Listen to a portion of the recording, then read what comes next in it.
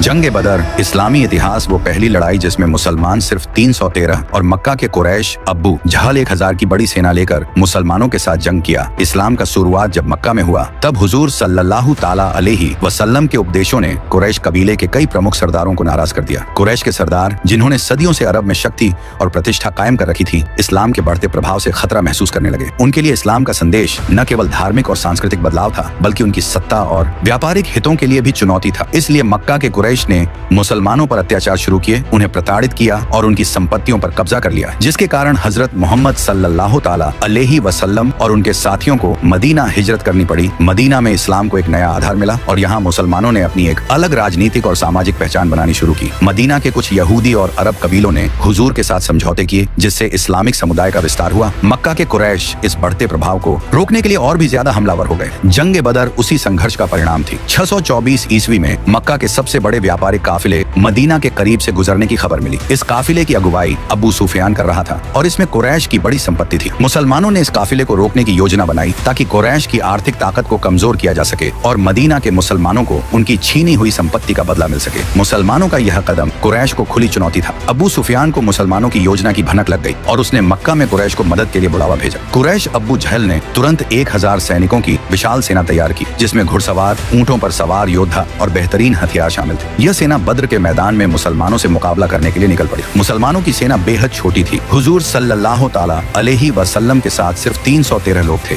जिनमें कुछ घुड़सवार और ऊंट सवार थे। उनके पास बहुत कम हथियार और संसाधन थे। यह सेना आर्थिक और सैन्य दृष्टि से मक्का की विशाल सेना के सामने न के बराबर थी, लेकिन उनके पास जो सबसे बड़ी ताकत थी वह था उनका ईमान और अल्लाह पर यकीन। 17 रमजान 2 हिजरी बद्र के मैदान में दोनों सेनाएं आमने सामने आईं। बद्र का मैदान एक रेगिस्तानी इलाका था जो रणनीतिक दृष्टि से महत्वपूर्ण था। यहाँ पानी के कुएं थे जिन्हें मुसलमानों ने अपने कब्जे में ले लिया था, जिससे कुरैश की सेना को पानी की कमी का सामना करना पड़ा। जंग शुरू होने से पहले कुरैश की सेना ने अपनी ताकत का प्रदर्शन किया और अपने योद्धाओं को आगे भेजा। कुरैश के प्रमुख योद्धाओं उतबा, शैबा और वलीद ने मुसलमानों को ललकारा। मुसलमानों की तरफ से हजरत हमजा, हजरत उबैदा और हजरत अली रजी अल्लाह ताला अन्ह ने मुकाबला किया। यह लड़ाई बेहद घमासान चली, लेकिन मुसलमानों के योद्धाओं ने कुरैश के योद्धाओं को मार गिराया। यह शुरुआती जीत मुसलमानों के हौसले को बढ़ाने के लिए काफी थी, लेकिन असली जंग अभी बाकी थी। जैसे ही मुख्य जंग शुरू हुई, अबू जहल ने पूरे सेनाओं के साथ मुसलमानों पर हमला किया, लेकिन अबू जहल जो इस जंग में मुसलमानों को समाप्त करने का सपना देख रहा था, वो खुद इस जंग का सबसे बड़ा शिकार होने वाला था। अबू जहल मक्का का सबसे प्रभावशाली नेता और इस्लाम का कट्टर विरोधी था।